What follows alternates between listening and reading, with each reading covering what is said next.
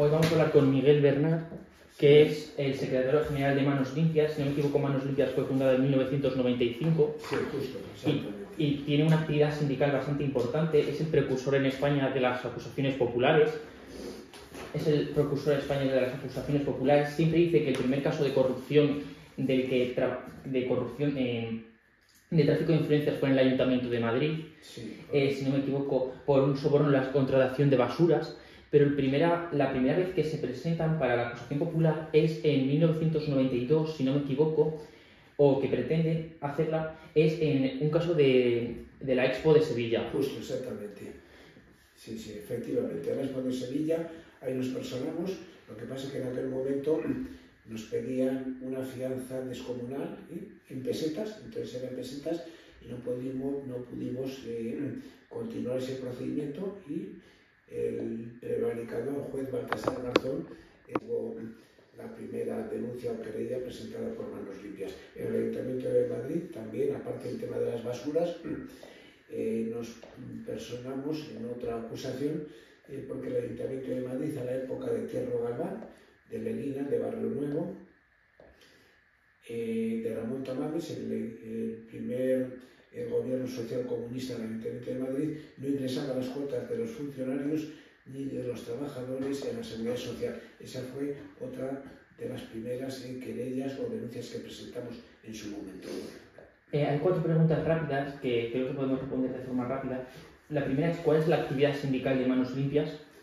Y la actividad sindical de Manos Limpias es en un doble sentido. Ya aparte de denunciar la corrupción, y denunciamos la corrupción porque como estamos y tenemos representantes en las diversas administraciones públicas, bien de una manera directa, bien en coalición con el sindicato de independientes, entonces nosotros estamos también personados en juntas de personal de la administración pública, fundamentalmente en comunidades autónomas. La principal es la de Castilla y León, y luego en diversos ayuntamientos de España.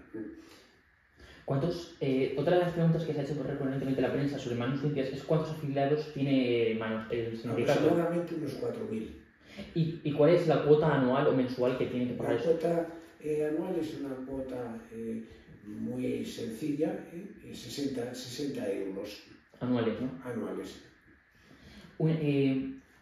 Otra de las preguntas que se ha hecho la prensa es: ¿cuántos convenios colectivos ha conseguido Manos Limpias a lo largo? Pues en estos momentos yo creo que podemos tener alrededor de media docena. Lo que pasa es que cuando a mí me detienen y me meten en prisión de una manera ilegal y anticonstitucional, y lo digo muy claro, porque el Tribunal Supremo hace año y medio declaró en una sentencia ejemplar, con todos los votos favorables y ningún voto discrepante, que mi detención y mi ingreso en prisión había sido ilegal e inconstitucional. Entonces, en ese tiempo, la actividad del sindicato quedó totalmente paralizada.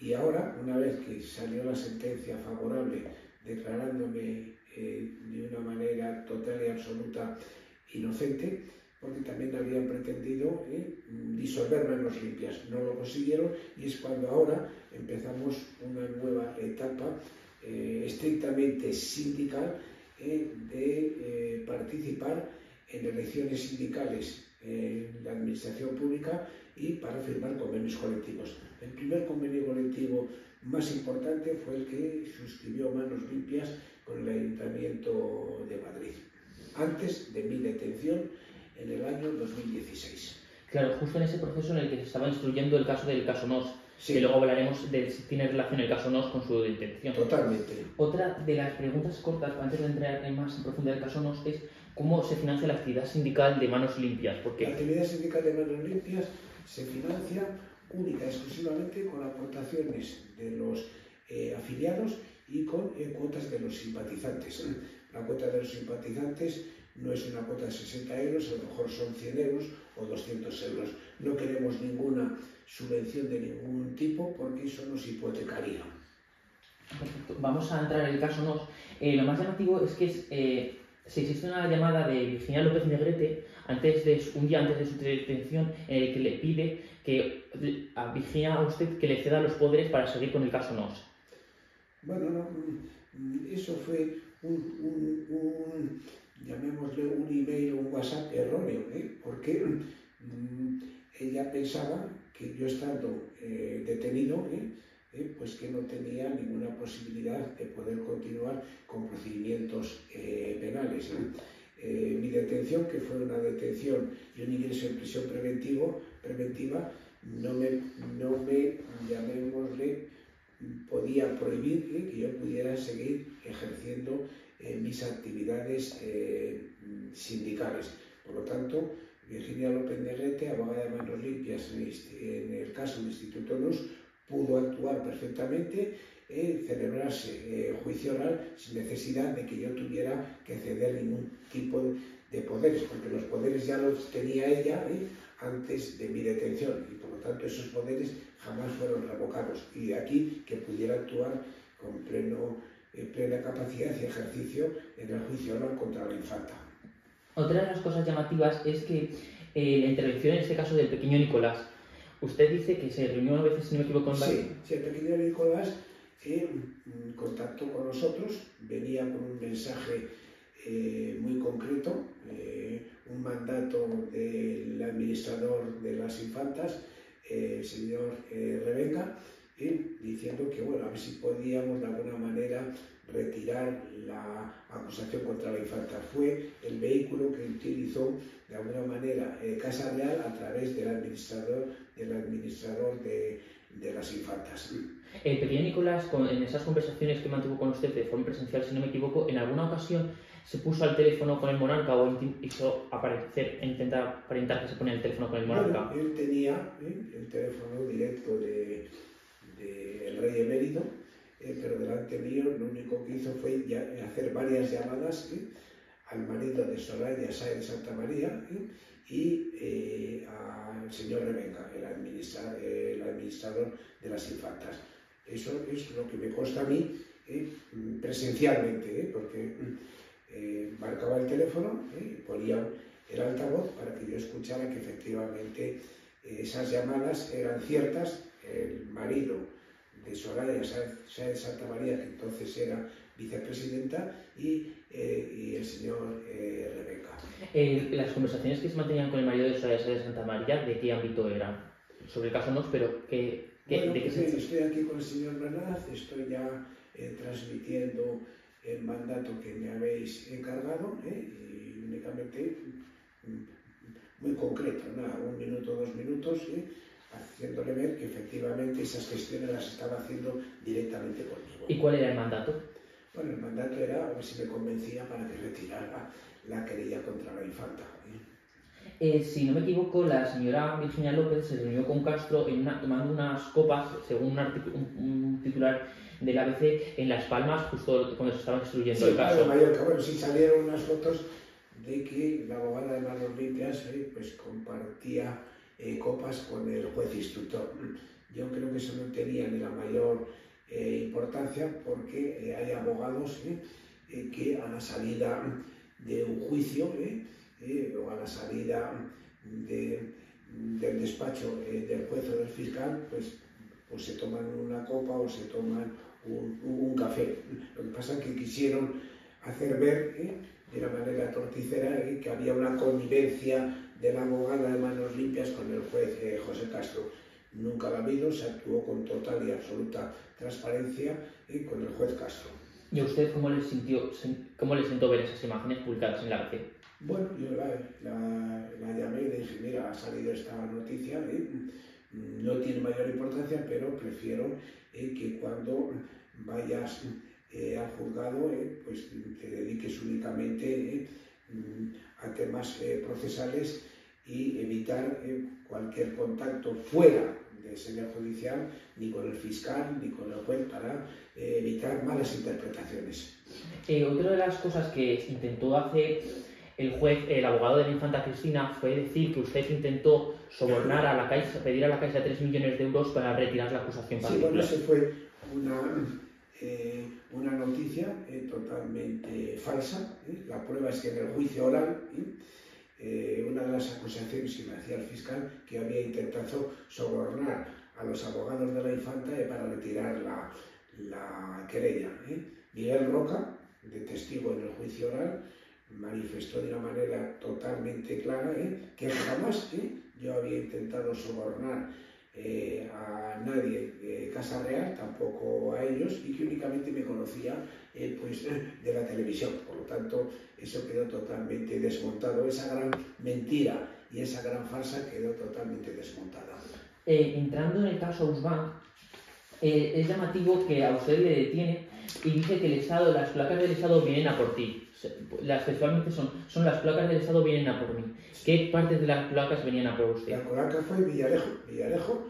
A Villarejo le contrata Francisco González, entonces presidente del Banco de Bilbao, Vizcaya y Argentaria, le da una cantidad de 10 millones de euros para hacer una investigación prospectiva contra Ausbank, porque no le perdonaba el golpe judicial que había sufrido el Banco de Bilbao en Estrasburgo con las cláusulas suelo. Y entonces, en esa investigación prospectiva aparece una relación puntual y temporal de Ausbank con manos limpias. Se aprovecha para ir contra Ausbank y al mismo tiempo decir, bueno, pues este tiene relación con manos limpias, tiene relación con Ausbank, es una organización criminal dedicada a extorsionar a los bancos y por lo tanto me meten en el mismo paquete de organización criminal que metieron a el señor Pineda, presidente de Ausbank. Eso quedó también totalmente desmontado en el juicio oral en la Audiencia Nacional, que posteriormente quedó totalmente anulado porque no había ningún tipo de delito ni los hechos denunciados que se ajustaban a la realidad.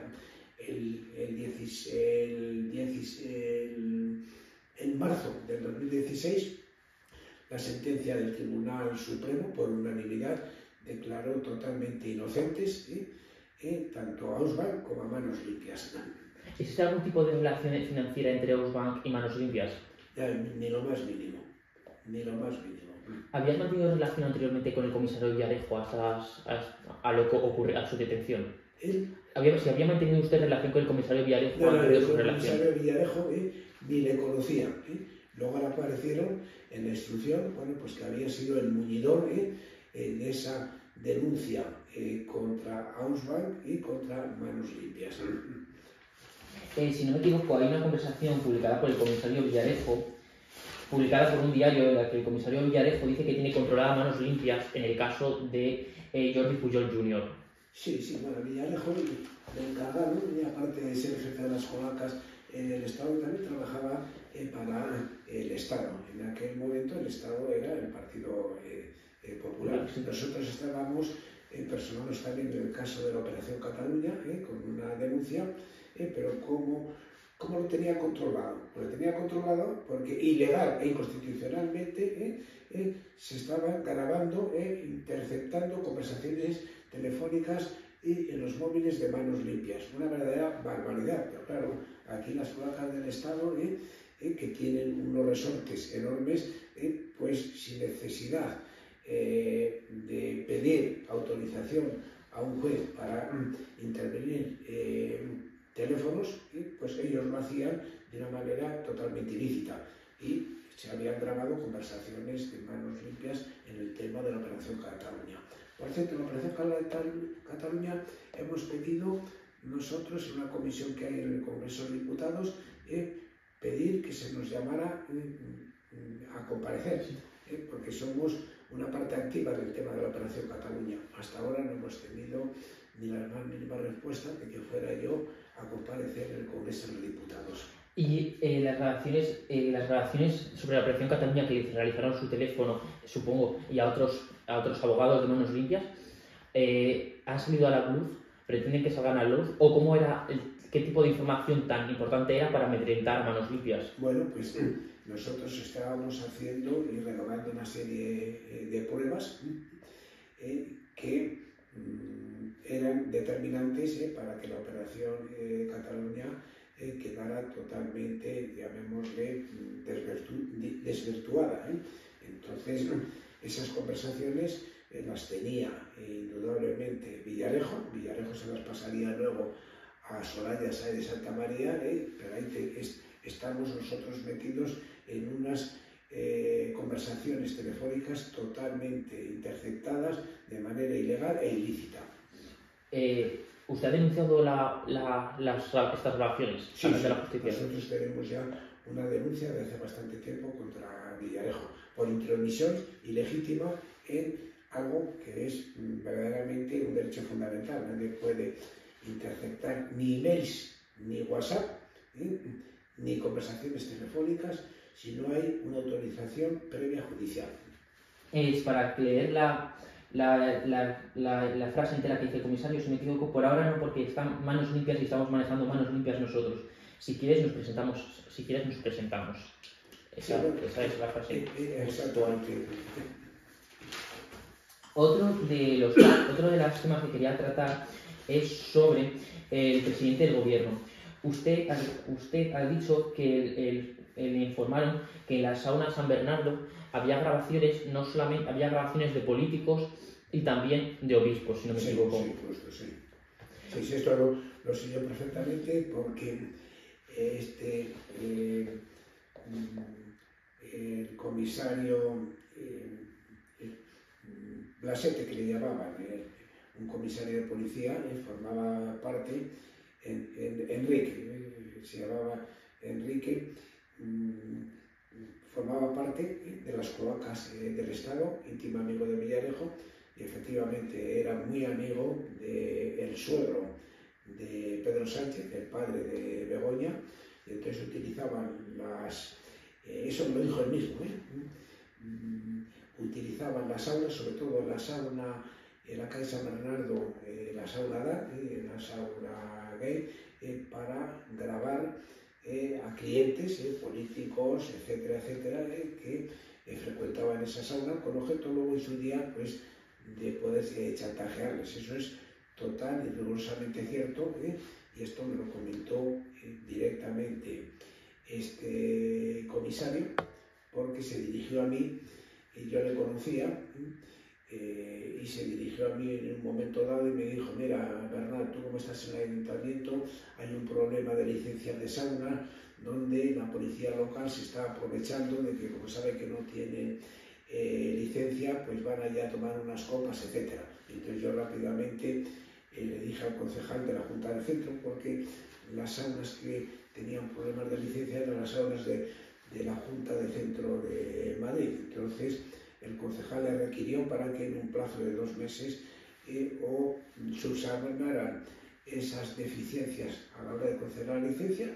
Lo concedieron ya de una manera legal, y con ese motivo yo llegué a conocer a Sabiniano, al padre de Pedro Sánchez, que me dio las gracias en una comida que se celebró en un restaurante cerca de la Plaza Mayor entre este comisario, Enrique, que llamaban El Gordo, Sabiniano y yo.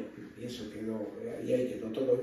Pero me comentó el propio comisario que se grababa, no Sabiniano, ya sería el colmo, que el dueño de la sauna le dijera que se grababa. Eso me lo dijo el comisario aparte, un día, aparte de la comida que tuvimos ese día para agradecerme Sabiniano la concesión de la licencia. Digo, no, ya se ha subsanado y la licencia no la he concedido yo, la ha concedido el concejal. Yo no tengo potestad para conceder ninguna licencia, soy un funcionario de alto nivel en el ayuntamiento, y lo único que hice fue poner en conocimiento del concejal esa irregularidad, y para evitar que la policía municipal de la Junta del Centro pues siguiera aprovechándose de la ausencia de licencia. Si no me equivoco, el gordo le dice los nombres de los ministros que eran grabados en la sauna. Sí, lo que pasa es que yo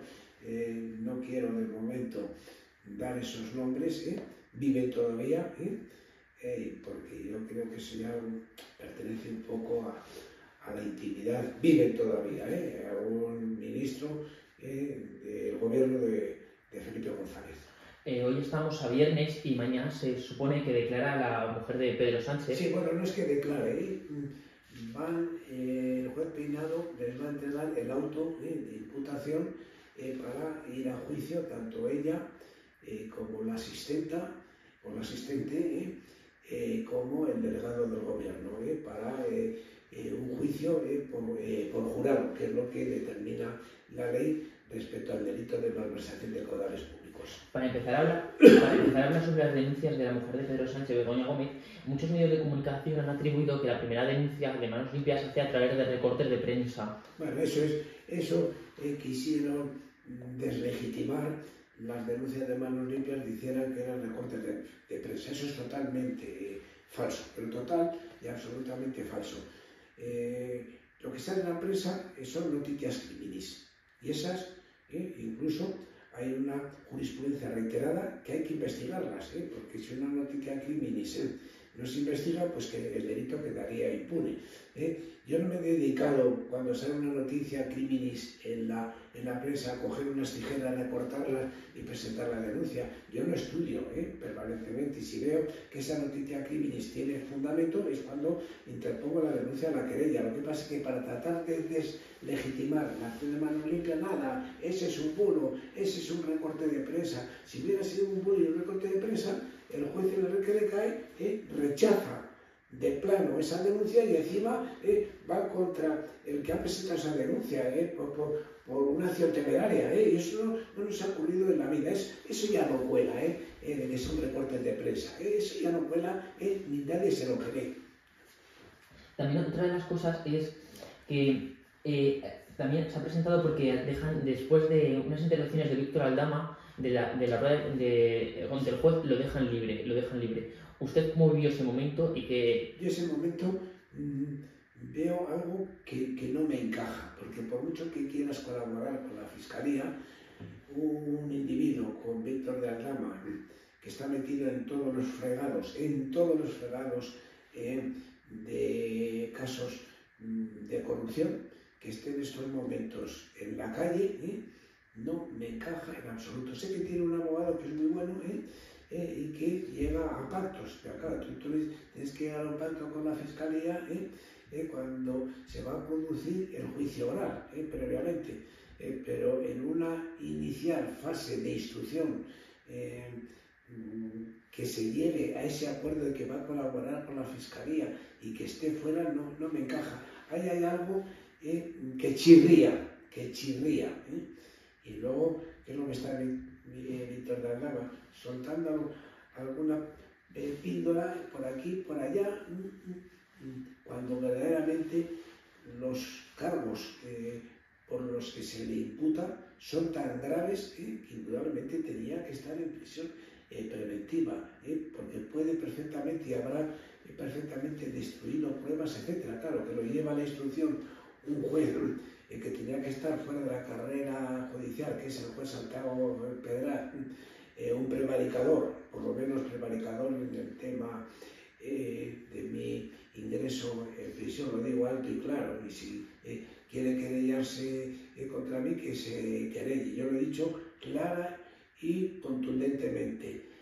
Santiago Pedraz es un juez prevaricador en el tema de Ausban y de Manos Limpias. Y ahí le tiene, suelto a Víctor de Aldama, lo cual quiere decir que aplica la ley no de acuerdo con las reglas del Estado de Derecho, sino de una manera arbitraria. Si no me equivoco, en algunas ocasiones llamas al juez Pedraz el garzón número 2. Sí, claro, el garzón número 2 es un juez que en temas de narcotráfico ha tenido un comportamiento extraño. Ha habido muchas excarcelaciones de narcotraficantes que nos sorprenden enormemente. ¿Por qué? Incluso en el cerco al Parlamento español tuvo un comportamiento totalmente, llamémosle, como mínimo, totalmente imprudente. Es un juez que no es nada prudente, sino que ha utilizado también la revista Hola en portadas para promocionarse. En fin, creo que es un ejemplo de juez que menos mal que le queda ya poco tiempo para jubilarse, pero el daño que ha hecho a la justicia española y que está haciendo a la justicia española es increíble. Hace unos días escarceló también a un alto dirigente de una organización de narcotráfico que es de lo más importante que hay en estos momentos en Europa. Por lo tanto, todos los calificativos contra este juez son más que ajustados. Otra de las, usted, si no me equivoco, denomina a Pedro Sánchez a veces como cooperador necesario casi de la trama de Begoña Gómez. Sí, sí, claro. Él ya declaró que está muy enamorado, comparte mesa, mantel, lecho, y por lo tanto todas las actividades de Begoña en los despachos de Moncloa eran bajo el consentimiento, bajo la aprobación de su marido Pedro Sánchez. Por lo tanto, se ha convertido en un cómplice, cooperador e incluso encubridor de todas las actividades presuntamente ilícitas de Begoña. También se habla mucho de la utilización de Radio Nacional, las instalaciones de Radio Nacional de España para un tipo de spot publicitario de Begoña Gómez. Sí. Eso nosotros lo denunciamos en su día, pero esa denuncia de alguna manera no ha podido llegar al juez Peinado, no ha podido llegar porque alguien dentro de los juzgados de Plaza de Castilla en su momento lo bloqueó. Vamos a reiterarlo porque es un tema muy importante y porque incluye o da más alas también al delito de malversación de caudales públicos. Utilizar escoltas, coche oficial y una institución como Radio Nacional de España para promocionarse con instituciones y elementos materiales y personales públicos para un fin privado de Begoña Gómez. Otra de las cosas llamativas es quién es Juan Carlos Barrabés. ¿Y si usted sabe quién es Juan Carlos Barrabés? Sí, pero ese es un personaje que está ahí como camuflado. Nosotros no hemos buceado sobre sus actividades y en principio bueno, lo tenemos ahí de alguna manera en un segundo plano, pero creo que ha sido una persona indudablemente que ha tenido una gran influencia y ha podido colaborar en la consecución de negocios de Begoña Gómez. ¿Y de qué forma ha colaborado con Begoña Gómez? Bueno, pues este es un personaje que tiene muchas relaciones, ha podido ser un mandatario de Begoña Gómez, porque Begoña Gómez no solamente utilizaba a Barrabés, utilizaba a Javier Hidalgo, utilizaba a Víctor de Aldama, etc. Para sus actividades no solamente tenía, llamémosle, un corre venidil, sino también tenía varios contactos y los ha estado utilizando. ¿Usted se ha sentido perseguido tras la denuncia de Manos Limpias para Begoña Gómez? No, puedo decir que no. Yo fui amenazado con el tema de Baltasar Garzón, cuando conseguimos con el tema de la ley de memoria histórica inhabilitarle.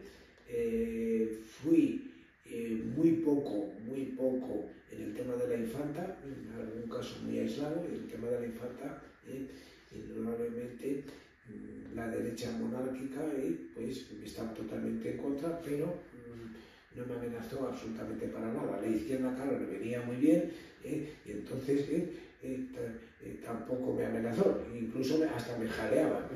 Y en este tema, que es importantísimo, en el tema de David, en el tema de Begoña, en el tema del fiscal general del Estado, hemos sido los pioneros en la presentación de estas querellas, y una vez que lo hemos conseguido, pues ha habido una aluvión de otras acusaciones populares que se han sumado. Si nos hubieran dado un revés, ese nos lo hubiéramos llevado nosotros solos, pero el resto de acusaciones populares se aprovecha de que nosotros abrimos, llamémosle, el boquete, y una vez que ya no hay ningún problema para seguir ese camino es cuando las demás acusaciones populares se adhieren y se presentan también como acusaciones populares.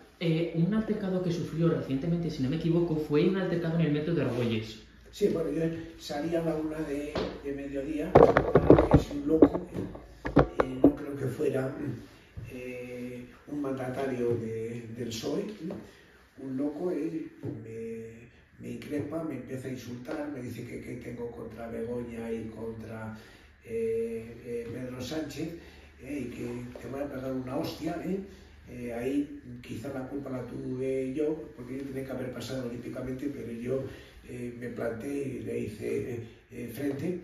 No trascendió a más porque enseguida salía gente del metro y este individuo corrió en la calle Marqués de Urquijo y Playeros hacia la sede del Soberano. Fue un incidente aislado. ¿Usted se reunió en algún momento con Leire Díaz, Javier Pérez Dosé? Para nada, eso que os tengo yo metido es una querella, porque esas son las cloaquillas de ahora. Antes estaba el jefe de las cloacas, que era Villarejo, y ahora hay una cloaquilla de Moncloa, de Ferraz.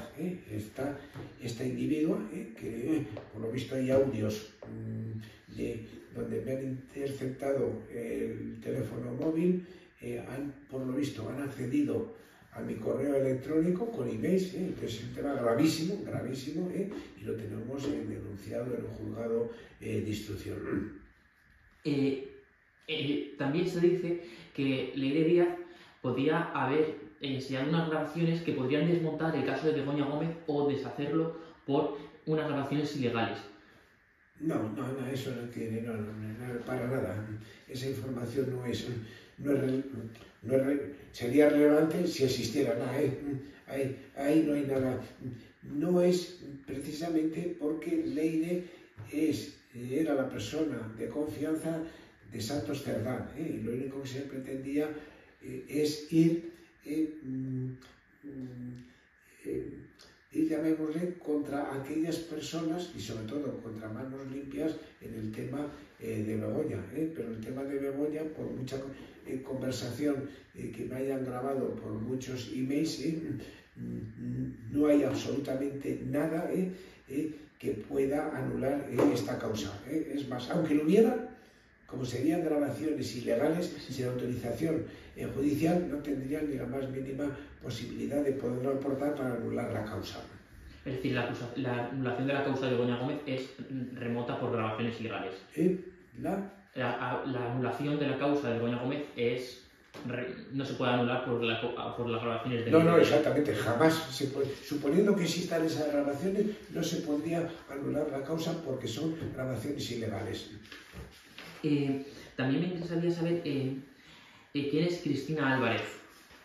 Cristina Álvarez es la asistente que Bolaños y el actual delegado del gobierno habían designado como funcionaria para asistir a Begoña en actos institucionales. Lo que pasa es que luego Begoña la empleó para casos particulares.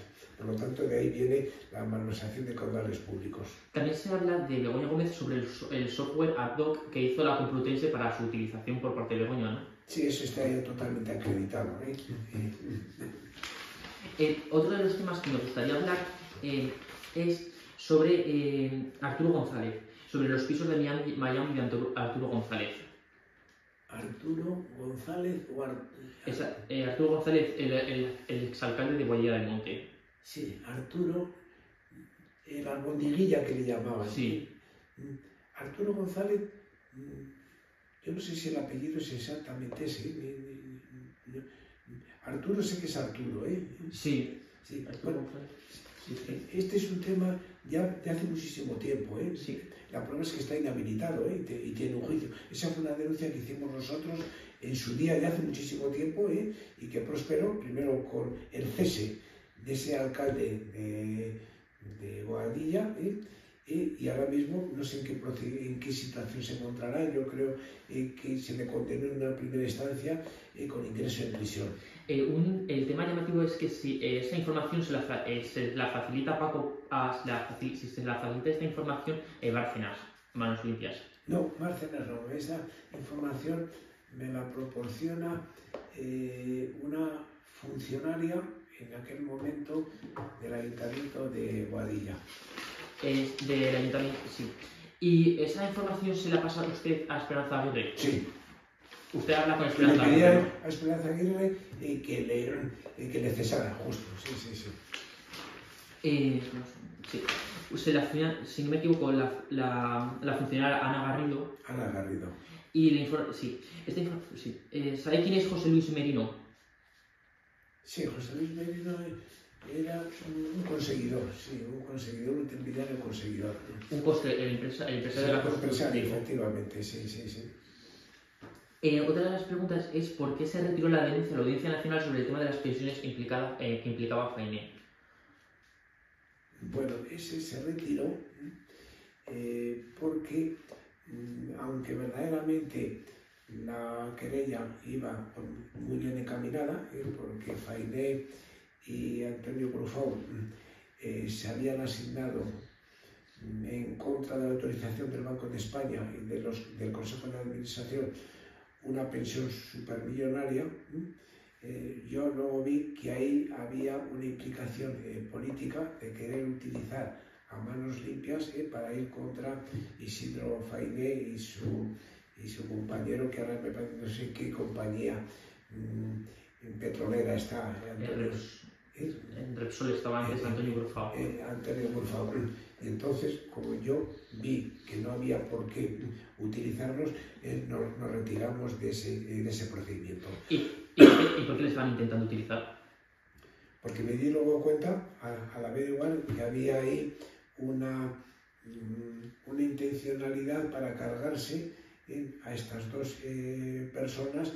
Me parece que era en la época, no sé si estaba Rodríguez Zapatero, no me acuerdo ahora exactamente, y yo como vi ahí una intencionalidad de utilizar manos limpias, digo, no, mira, no quiero que este tema, si prospera para un cambio, llamémosle, en la cúpula de una de las entidades más importantes de España, que hubiera sido utilizando a un sindicato para esta actividad. Y entonces nos retiramos y ya dijimos, bueno, el que quiera,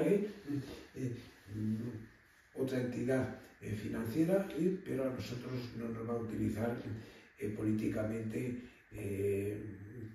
para ir contra unos dirigentes de una de las entidades financieras más importantes de España. ¿Recibió Manos Limpias una donación de 25.000 euros de Luis del Rivero? De Luis del Rivero, una donación de 25.000 euros. Para la querella. Sí. Y luego la devolvemos. Se pidió la devolución de la querella, de la fianza, sí. Y punto, y ahí quedó todo.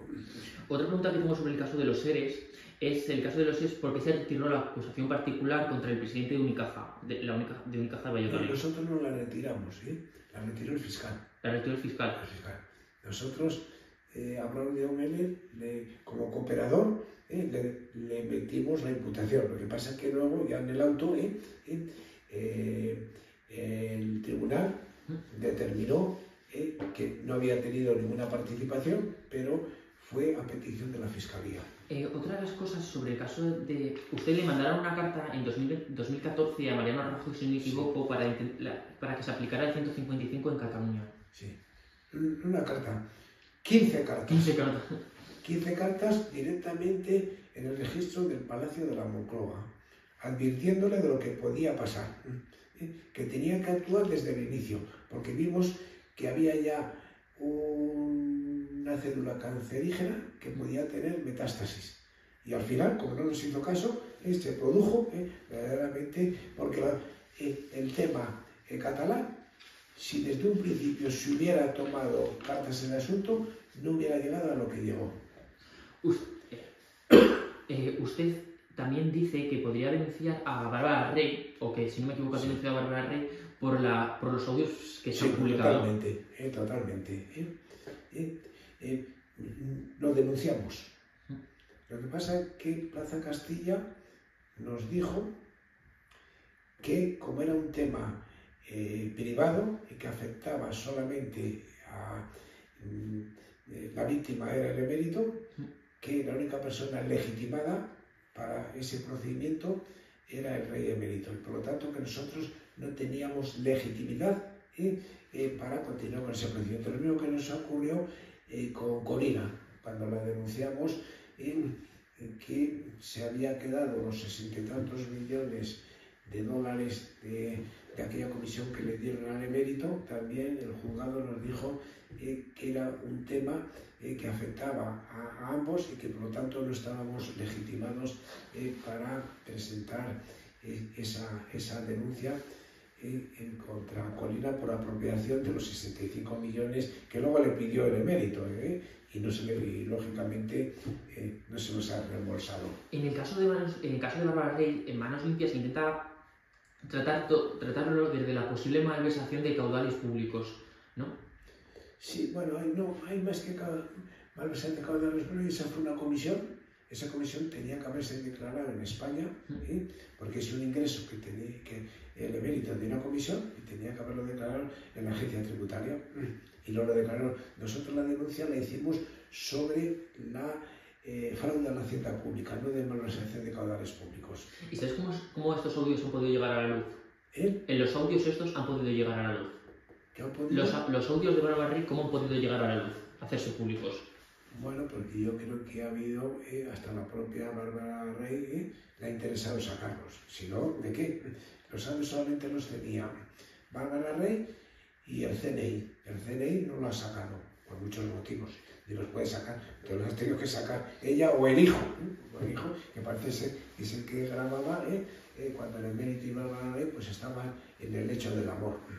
¿Usted cree que la existencia de un vídeo privado de la Bárbara Rey? De un vídeo, la existencia de un vídeo privado de Bárbara Rey. Creo totalmente. ¿Usted lo ha llegado a ver, ese vídeo? No, yo no lo he llegado a ver. ¿Y es conocedor de gente cercana a usted que ha visto ese vídeo? Que sí es conocedor de gente que de su alrededor había visto ese vídeo. Sí.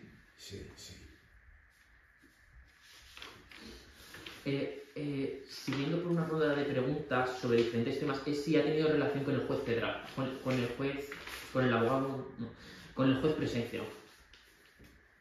Presencia, el de Guadalajara. El de Guadalajara. Sí, he tenido. Él me vino a que yo presentara una denuncia contra el fiscal por construcción ilegal. Me pareció que verdaderamente la denuncia era cuando todavía era juez, sí. Y decano me parece que era. Yo vi que la denuncia, o sea, que lo que me decía era cierto, presenté la denuncia por construcción ilegal del fiscal de su zona y cuando le voy a decir, mira, el poder especial para pleitos, por lo menos págalo tú, 50 euros. Me dijo que no pagaba ni un duro y encima me denuncia diciendo que la había extorsionado. Y a partir de entonces dije, vete por donde has venido y retiré la querella contra el fiscal.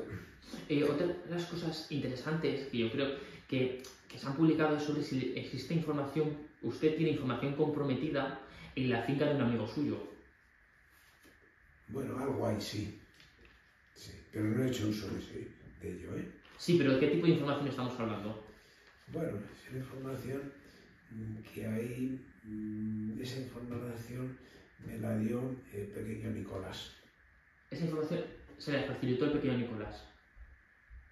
Pero estamos hablando de vídeos, de audios, de informes. No, vídeos de negocios en transacciones inmobiliarias. ¿Entre políticos? Sí, políticos y alguno que fue ministro. Pero bueno, ese tema lo dejé aparcado porque no me quería meter en más follones. Ese además era un tema que desde mi punto de vista no afectaba al interés público general y lo aparqué. Me llegan muchas informaciones y yo tengo que seleccionar, porque si tuviera que estar con todo lo que me llega, grande, mediano y pequeño,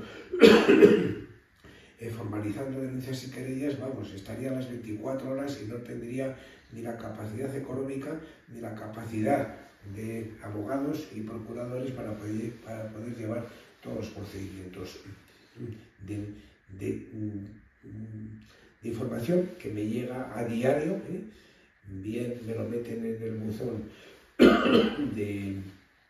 que tenemos ahí en el portal abajo en la oficina, o bien correos certificados, o bien también por WhatsApp, que me mandan también informes de presuntos casos de corrupción.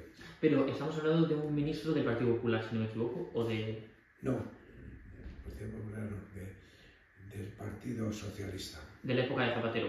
De la época de Zapatero.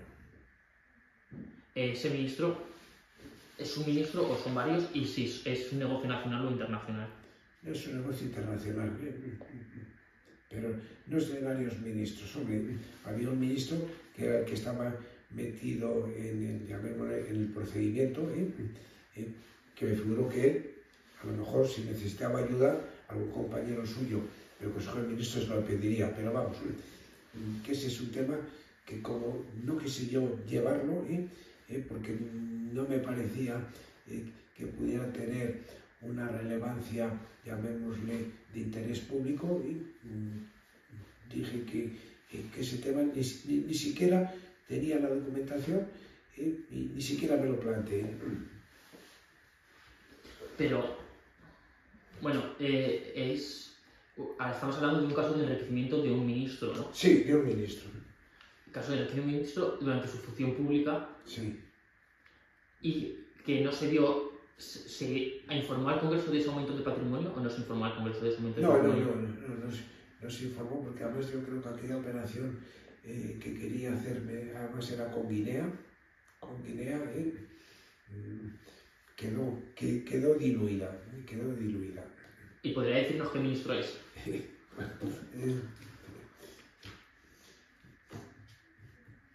Yo creo que era un ministro, me parece que era un ministro de Asuntos Exteriores, pero bueno. Lo dejamos ahí, ¿no?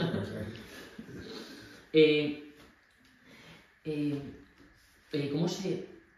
¿Crees que ha habido gente desde dentro de Manos Limpias que ha intentado dañar al sindicato filtrando información? Sí, nos han metido, llamémosle espías, para reventar el sindicato desde dentro, y luego dar una información totalmente distorsionada y errónea de lo que había en Manos Limpias. Manos Limpias es una organización totalmente independiente, no hay nada de porquería,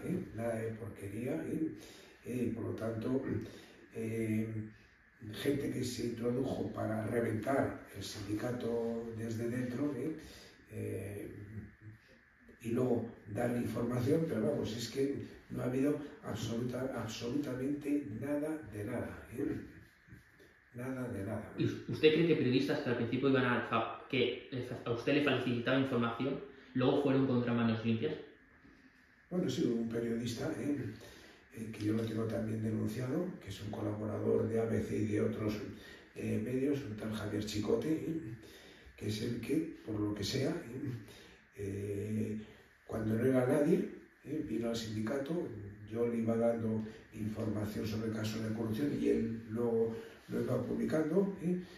Me estaba tremendamente agradecido, pues porque a lo que ha llegado no hubiera llegado sin que yo le hubiera ayudado y dando información para sus reportajes en una primera época, pero luego, bueno, con el tema de la infanta, me figuro que de alguna manera le habrían, entre comillas, presionado para que desde el diario ABC me pusiera a París soltando verdaderas barbaridades contra el sindicato y contra mi persona. Está en un juzgado de Plaza de Castilla la querella contra él por injurias y calumnias contra el sindicato y contra mi persona.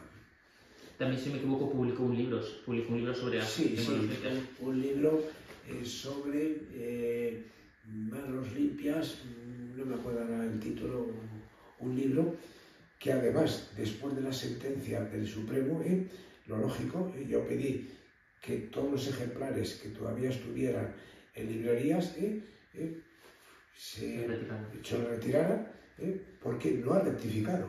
Él me estuvo acusando en ese libro, de que yo había extorsionado a la infanta, pidiéndole 3 millones de euros a Miguel Roca. Si tú sabes, Javier Chicote, que hay una sentencia y que eso es mentira, porque no ha rectificado. Y ese libro sigue por ahí, y la gente que lo lee dirá, este tío de manos limpias ha extorsionado pidiéndole 3 millones de euros a la infanta. O sea, que el daño que me ha hecho es lo mismo que otra elementa, Pilar Urbano, en otro libro suyo, diciendo también que yo he extorsionado a la infanta. Oye, tú sabes, Pilar Urbano, lo mismo que Chicote, que la sentencia del Supremo dijo que yo no he extorsionado, ¿por qué no lo rectificáis? Y los libros siguen por ahí circulando. O sea, que este es un verdadero escándalo, y ahí impunes quedan impunes. También en ese libro de Javier Chicote se habla de un testigo que había pertenecido a la Asociación de Manos Limpias y le filtra información, filtra, si no me equivoco, un conjunto de dosieres por correo en los que se habla de la asociación, que luego lo utiliza para el libro. ¿Usted tiene identificado quién es la persona que le filtra la información a Javier Chicote? Sí. Bueno, a Javier Chicote le facilitó la información una persona que de alguna manera era una persona que pertenecía a Falange Española. Si no la han echado de Falange todavía le queda muy poco, yo creo que la han expulsado, que se ofreció pues para ayudarme a mí en lo que yo necesitara. Entonces en algún determinado momento pues le utilicé de buena manera, pues para que me acompañara en su vehículo pues a algún sitio y tal. Y ese, de vez en cuando, que además no sabía absolutamente nada, me parece que con él estuve 6 veces, que me llevó o a Plaza Castilla o a la Audiencia Nacional, y es el que se puso en contacto con Chicote para soltar verdaderas barbaridades, que si verdaderamente hubieran sido ciertas, ahí tenían los juzgados de Plaza Castilla. Otra de las preguntas sobre la financiación de Manos Limpias es si existen patrocinadores privados que financian Manos Limpias para que se denuncien causas ellos están interesados. No, nosotros únicamente denunciamos temas de corrupción a nivel institucional, y como nos piden fianzas, entonces cuando yo recurro a llamamientos a gente conocida, oye, mira, nos faltan 1.000, 2.000 euros, lo que sea, para esa fianza. Sabéis que luego la fianza, una vez que termina el procedimiento, se devuelve. Eso es así de claro y así de transparente. A mí no me viene una persona y me dice, oye, tengo este interés en que me presente esta querella porque voy a contratar, yo te pago. No.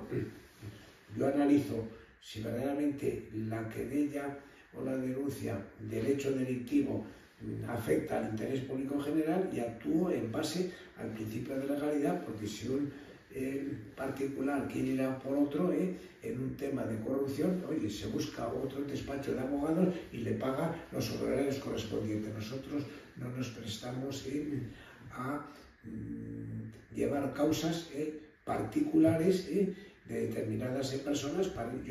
Esas personas que vienen, que son muchas, les desvío a otros despachos de abogados para que lleven ese tema privado que le puede interesar por lo que sea. Otra de las cosas de la forma de financiación de Manos Limpias, se habla de unas reuniones en un restaurante llamado Ferreiro, en la que se acudían personas para financiar a Manos Limpias. Eso tampoco es cierto. Eso salió en la noticia, eran personas dentro del entorno, llamémosle, de la derecha, donde teníamos una especie de cambio de impresiones de la situación por la que estaba atravesando España, y yo lo único que en esas reuniones, en el mes de diciembre, decía, mira, aquí Manos Limpias, como todas las organizaciones, ha hecho lotería de Navidad, y yo decía, si queréis coger participaciones, las coger. O sea, que en esas reuniones, ahí en el restaurante Ferreiro, el Capitán Haya, era única y exclusivamente para tener un cambio de impresiones sobre la situación política de España. Y si yo quería a alguno de esos miembros que apoyara aparte económicamente al sindicato, le llamaba por teléfono y le decía, oye, hazme esta aportación, pero no era una reunión para pedir yo dinero, que éramos a lo mejor 20 o 30 personas. Sí, pero se intentó hacer la impresión de que usted iba pasando el cestillo casi a cada uno, ¿no? Pero eso es una ecuación errónea. Eso es lo de la lotería de Navidad, nada más. Sí. El cestillo yo no lo hago de esa. Yo no lo hago. O sea, yo cuando necesito dinero para una fianza, cojo a una persona, amiga mía, y le digo, oye, me falta esto, apórtame esto. Y ya está. Directamente, no aprovecho un conclave, ¿no? un conclave para pasar el cestillo y decir, oye, además me pagáis los 30 euros que cuesta la comida. Claro. También se ha hablado mucho de la voracidad en interponer denuncia de manos limpias. ¿Cuántas denuncias ha puesto Manos Limpias desde la fundación del sindicato? Hemos podido poner unas 800 y nos hemos quedado cortos, porque esta es la corrupción, que puede haber pues 10.000 casos en España de corrupción. Pero nosotros sobraríamos. Si el Ministerio Público cumpliera con su deber, las acusaciones populares no tendrían materia. ¿Pero por qué lo hacemos? Porque como tenemos un Ministerio Público que no cumple con su deber y es politizado, entonces me interesa Ministerio Público ir contra estos porque me lo dice el poder político. Esto, otro, sea delito o no, porque no conviene. Entonces, nuestra presencia es debida a la inacción y a la politización del Ministerio Público. También se ha hablado mucho de la denuncia que le pusieron a los Lunis, si no me equivoco. Sí. Esa denuncia fue propulsada por Manos Limpias, pero ¿hubo algún editor mediático español que os intentó decir que publicaréis e hicierais esa denuncia? No, esa denuncia la publicamos. Se le ha querido también dar una deriva que no es la correcta. Era una época de televisión española que me parecía que hacer apología de una orientación sexual ya en un horario donde los niños, y ese programa donde los niños ver cómo dos personajes del mismo sexo podían tener una cierta afinidad sexual, nos parecía que no era lo correcto. Hubo asociaciones de padres de familia que se dirigieron a nosotros para que lo denunciáramos y lo denunciamos. Eso fue simple y llanamente. Lo denunciamos por petición de asociaciones de padres de familia. ¿Julio Eliza estuvo detrás de esa denuncia? No, para nada. Para nada. Vale. Otra de las cosas que quería hablar es si usted redactó una queja contra el Colegio de Abogados sobre Victoria Negrete. Sí, bueno, claro. Victoria Negrete en un determinado momento era abogada nuestra, de plena confianza en el caso de la infanta, el Instituto Onús, y habíamos quedado que si tanto ella como yo teníamos alguna noticia de alguna presión con el tema de lo de la infanta, pues que nos tendríamos que poner en contacto. Y yo quedé con ella, digo, mira, Virginia, ha habido un ofrecimiento para que retiremos la querella contra la infanta, y te lo quiero comentar en un sitio privado. Entonces quedamos en una cafetería muy cerca aquí en la zona de Argüelles, y en el sótano de esa cafetería, me parece que fue a las 4 de la tarde, le dije, mira, hay un ofrecimiento del entorno del Rey Emérito para que retiremos la querella. Como comprenderás, yo no la voy a retirar, y tú lógicamente me tienes que apoyar porque el mandato es mío, de que no vamos a retirar la querella, nos ofrezcan lo que nos ofrezcan. Entonces ya le pareció muy bien. No, por supuesto, Miguel, pues vamos a retirar, pero ¿qué se creerán estos individuos que se puede comprar a manos limpias a base de dinero? Bueno, pues esa conversación la graba, que es un delito como la copa de un pino. Que un abogado al cliente le esté grabando una conversación es gravísimo. Lo graba y sale esa conversación en el diario El Mundo, cuando yo estaba encima en prisión. ¿Publicado por quién? ¿Publicado por quién? Por el diario El Mundo. Sí, pero ¿qué periodista? No me acuerdo ahora el periodista, lo tendría que mirar, Entonces yo estaba en prisión y digo, no, pues está loca. Pero si yo en esa conversación le llego a decir, sí, vamos a aceptarlos, porque es mucho dinero y vamos a repartirlo, ¿no? Bueno, ya no hubiera valido, porque pero el escándalo, de que yo me hubiera prestado, a cobrar un dinero para retirar la querella hubiera sido demoledor. Entonces la denuncié en el colegio de abogados, ya la habían suspendido durante 2 años de ejercer la profesión. Luego, al empezar el juicio de Osval, el abogado de ella, Choclán, me dijo, hombre, mira, a ver, que es una pena, y no sé qué, y yo llamémosle, por el trabajo que había hecho, pues retiré la denuncia del colegio de abogados y por lo tanto pude seguir ejerciendo ella como abogada. Se habla de la cantidad que le dieron a Virginia Negrete para llevar el caso, que si no me equivoco fueron 50.000 euros, ¿no? Ese fue el caso de Afisa. De Afisa. Sí, eso también se ha querido tergiversar el tema. Hubo una denuncia contra mí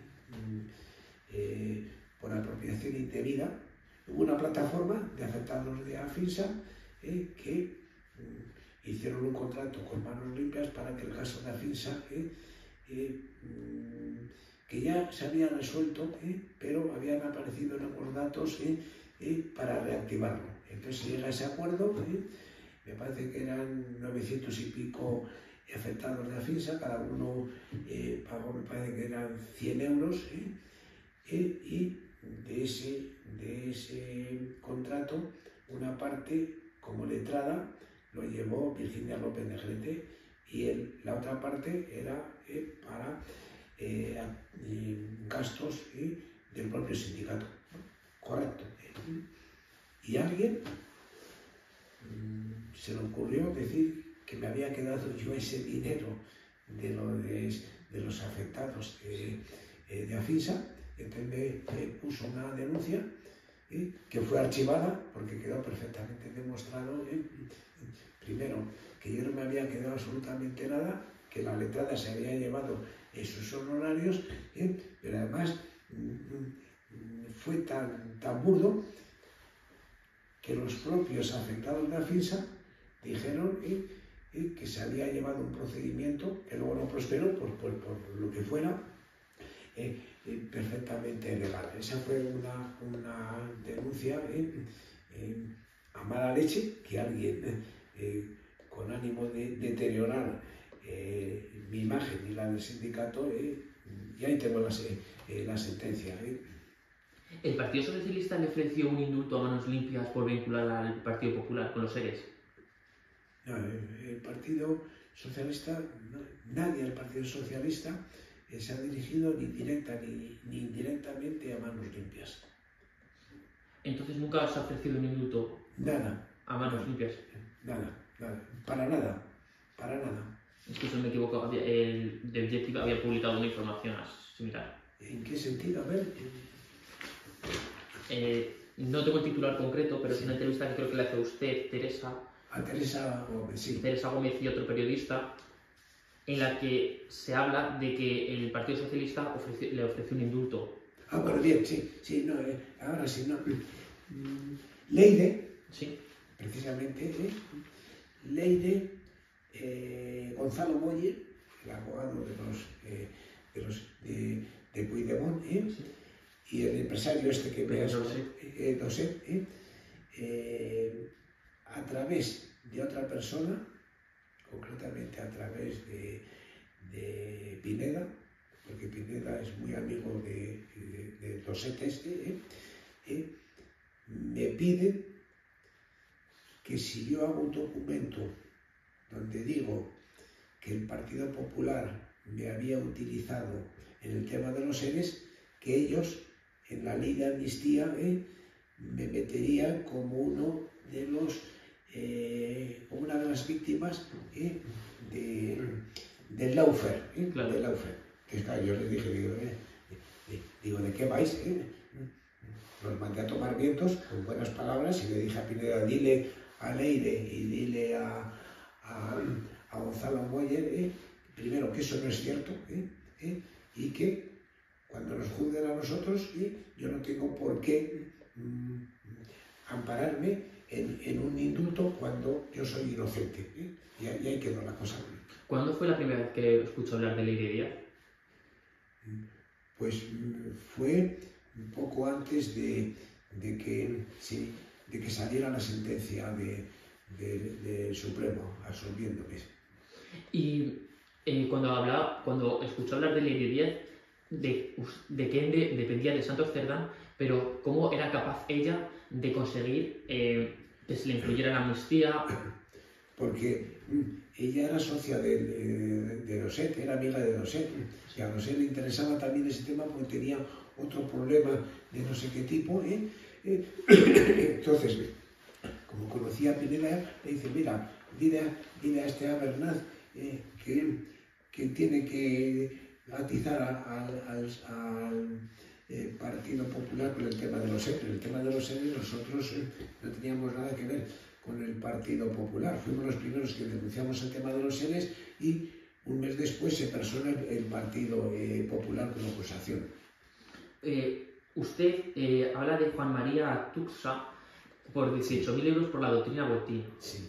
¿Qué pasó con la doctrina Botín y si cree que la doctrina Botín se puede aplicar en otros de los casos de manos limpias? La doctrina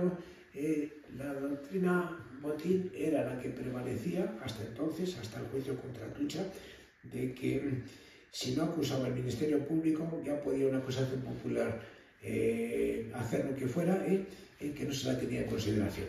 La doctrina Tucha supone que aunque no acusaba el Ministerio Público, se acusaba una acusación popular, el procedimiento seguía adelante. Y a partir de entonces se cambia la doctrina Botín por la doctrina Tucha gracias a la famosa sentencia en el País Vasco, luego ratificada por el Supremo, de que la Mesa del Parlamento Vasco no quería disolver socialistas Abertzalea, que eran el heredero de Batasuna.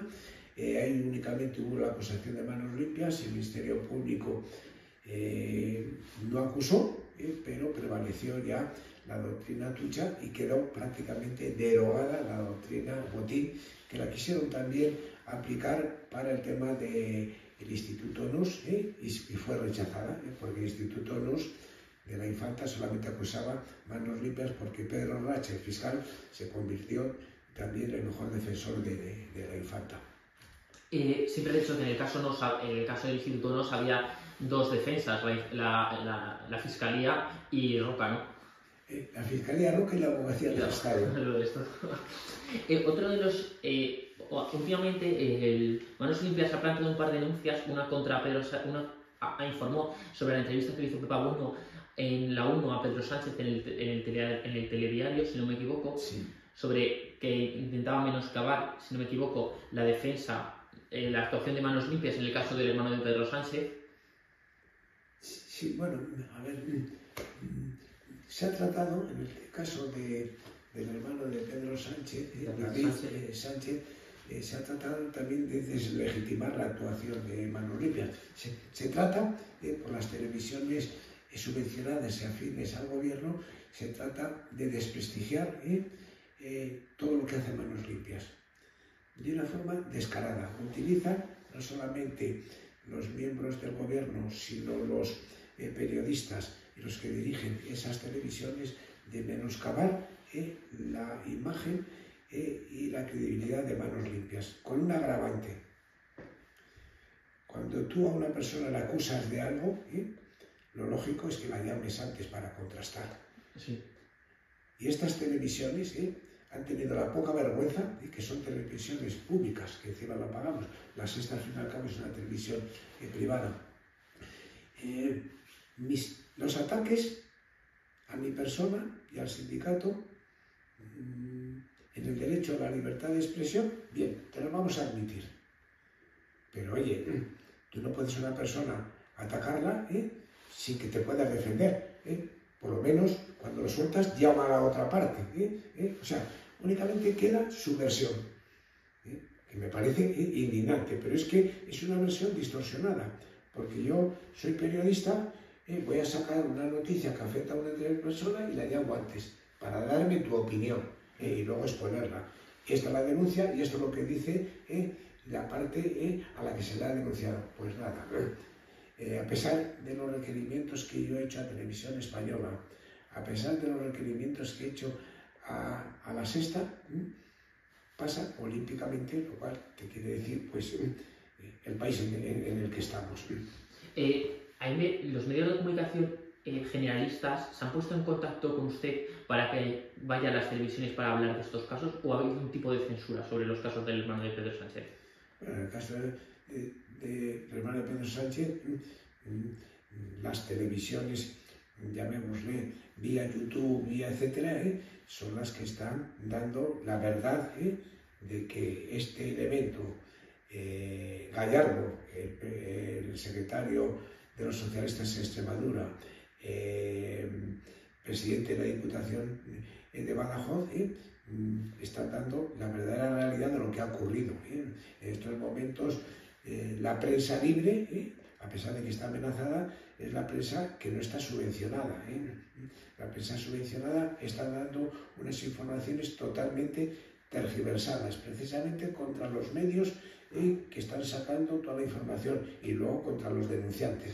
Pero bueno, yo espero que esto termine pronto. Pedro Sánchez, desde mi punto de vista, tiene ya fecha de caducidad. Yo creo que no se va a comer el turrón por las noticias que tengo y por la información que manejo. Y bueno, pues tendremos que volver a un país donde la democracia, los derechos y libertades están totalmente limitados, por no decir de alguna manera asfixiados y coartados, y que nuestra democracia sea una democracia consolidada y no una democracia que en estos momentos es el hazmerreír de Europa. ¿Usted cree que el hermano de Pedro Sánchez planeó una fuga del país? ¿Una fuga del país? ¿En qué sentido? Irse a vivir con su mujer al extranjero.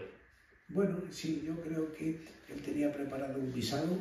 Lo que pasa es que era tan descarado, que al final reculó. Le tenemos metido hace 48 horas una denuncia a la agencia tributaria por fraude a la Hacienda, por simular que estaba viviendo en Elvas cuando estaba viviendo en Moncloa.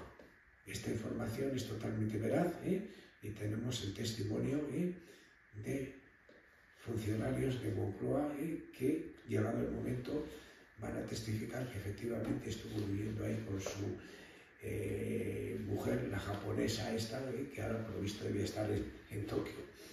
Pero esos funcionarios de Moncloa han hablado con vosotros, con ustedes de forma privada. Sí. ¿Y tienen sus contactos? Sí. ¿Y pertenecen al servicio privado de Moncloa? Forman parte del complejo de la Moncloa. Es decir, de la parte residencial donde reside el presidente del gobierno. Y lo mismo que lo de la caravana. Claro, la caravana que lo mismo que lo de esa furgoneta medicalizada para las consultas externas ginecológicas de la mujer cuando tuvo el niño, etc.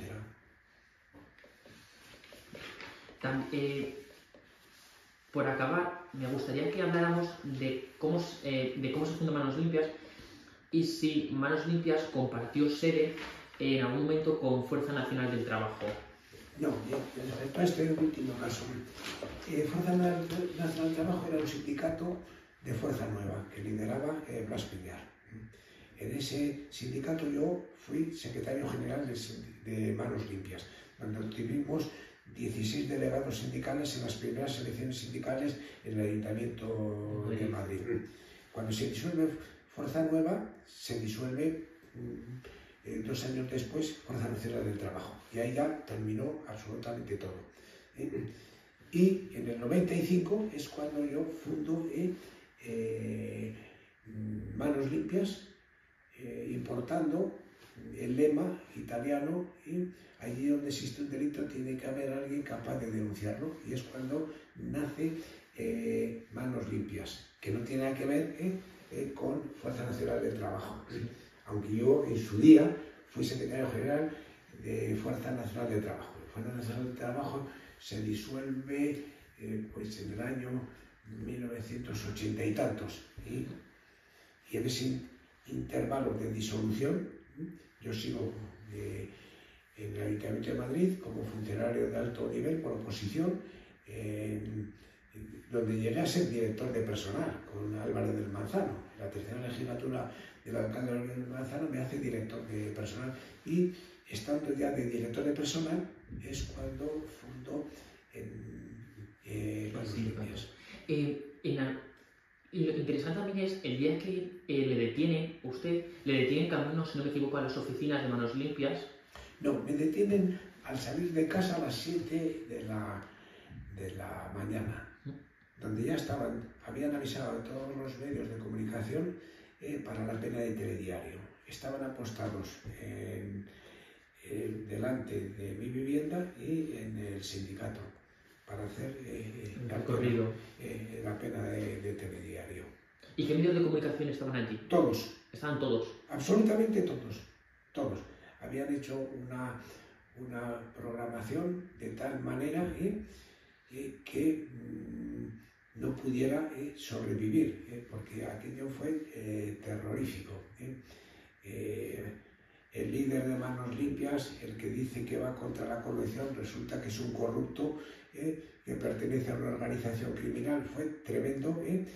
Todos los telediarios del 16 de marzo del 2016, y luego todas las tertulias toda la semana siguiente en todos los medios de comunicación televisivos, poniéndome a parir, cargándose la presunción de inocencia, mi propia imagen, y yo en prisión sin poder defenderme, porque los abogados que tenía en el sindicato estaban totalmente, llamémosle, colapsados, porque no se creían lo que estaba pasando. Y luego, claro, mucha gente en aquel momento pues salta como ratas del barco pensando que les podía perjudicar. Pero bueno, gracias a Dios he sobrevivido. 10 meses de prisión verdaderamente bochornosos, y con muchas actuaciones para doblegarme. Ahí tuve un desprendimiento de retina, que me llevaron 4 días después al hospital. Cuando bajé a quirófano bajé esposado, algo increíble también, y a mi edad como si fuera a salir del hospital corriendo y a huir, o sea, algo indignante.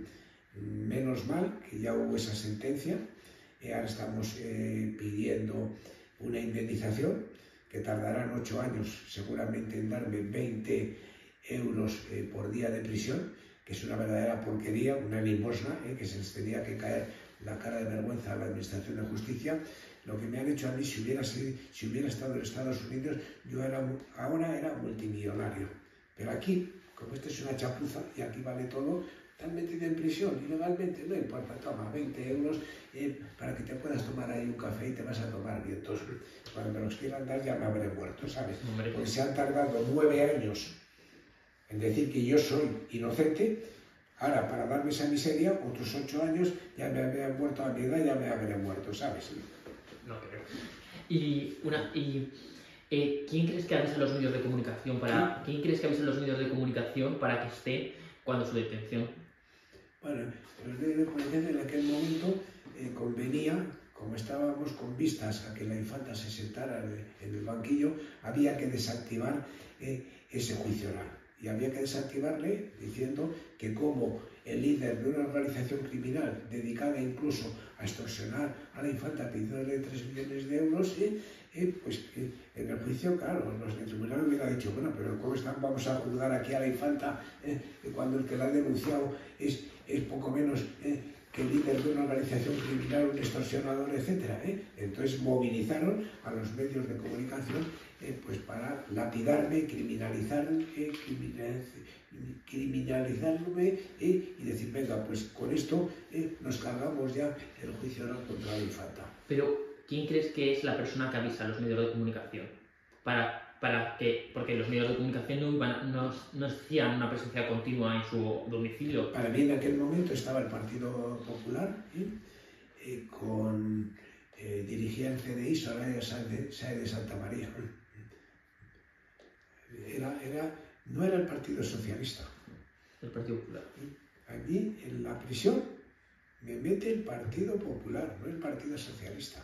El Partido Socialista y toda la izquierda estaban frotándose las manos, porque era cargarnos la credibilidad de la monarquía. Y a partir de ahí se abre la veda y empieza a salir ya todo lo que se estaba tapando, que era tabú, todo el tema de Casa Real. ¿Usted era conocedor de la situación económica del monarca? Sí. Pero yo ahí no me metí. Yo ahí el tema... Yo sé que a Roca, la defensa de la infanta, lo pagó ni más ni menos que el rey emérito. Pero, ¿sabía creo que Forbes calcula la fortuna del rey Juan Carlos en 1.000 millones de euros? Sí. O el New York Times. ¿Usted sabía la capacidad económica tan elevada que tenía el rey de España? Sí, a mí esa información que salió en medios de comunicación internacional me parecía que estaba muy ajustada a los negocios del rey emérito. ¿Usted se reunió alguna vez con el rey emérito? No, a mí solamente me pidieron que si yo retiraba la querella contra la infanta, que Felipe VI, que entonces estaba ya de rey, que me recibiría en una audiencia privada para darme las gracias, nada más que eso. No para ofrecerme absolutamente nada, para darme las gracias por haber de alguna manera blanqueado la imagen de un miembro de la familia real pues que estaba causando un gran perjuicio a la institución monárquica. ¿Y quién le ofreció esa propuesta? ¿Y quién le ofreció esa propuesta? Isidro Fainé, que tenía contratada en la Fundación La Caixa a la infanta Cristina. Entonces, Isidro Fainé, ¿usted se reunió con Isidro Fainé en algún? Sí, en su despacho privado en Vía Laietana, allí en Barcelona. ¿Y de qué hablaba en esas reuniones? Me pidió que retirara, si podía retirar la querella contra la infanta. ¿Y fueron varias reuniones o solo fue una? Fue una solo, no me ofreció nada, quedó claro. Me dice, no te ofrezco nada, solamente te pido que si puedes todavía retirar la querella porque está causando un grave perjuicio a la monarquía, se están aprovechando los republicanos, y eso que me dijo, si esto lo retiras, te quiere agradecer el rey Felipe VI este detalle en una entrevista privada, pero sin más. Entonces, ¿usted tuvo relación con algún miembro de la Casa Real o de la agenda del comité de la Casa Real cuando el caso nos? No, ni el único que podía tener una relación, pero no la tuve, era el pequeño Nicolás con Revenga, que era el administrador. Pero yo tampoco llegué nunca a hablar con Revenga, le oí por el teléfono que tenía el altavoz y que ponía el pequeño Nicolás. ¿Y que mantenía esa conversación que se mantenía? ¿Qué decía? Nada, Revenga le encarga al pequeño Nicolás a ver si me consigue a mí convencer para que retire la querella. ¿Por qué? Para que luego Revenga, pues dije, lo he conseguido yo. El administrador de las infantas, he conseguido que retirara la querella. Pero cuando le ponen el altavoz, ¿de qué habla Revenga? No, él le dice, el pequeño Nicolás, ahora venga, estoy aquí con Bernal, estamos hablando del tema este, te lo digo que lo sepas, que estoy haciendo ya la gestión. Ahí quedó, ¿no? Era similar a las conversaciones que mantenía con el marido de Soraya de Santa María. Entonces, no sé qué tipo de relación tendría, ahí ya no quiero especular la relación que tenía, que me extrañaba enormemente cómo podía tener relación con el marido de la vicepresidenta del gobierno. ¿Pero crees que el marido de la vicepresidenta del gobierno ocupaba algún puesto relevante? No. ¿Y que estaba detrás de algunas gestiones importantes? No. Debía tener alguna relación de no sé qué otro tipo con él, con el marido de Soraya. Y yo tampoco quise hurgar a ver. Pues muchísimas gracias, Miguel, por la entrevista. Espero que te haya gustado.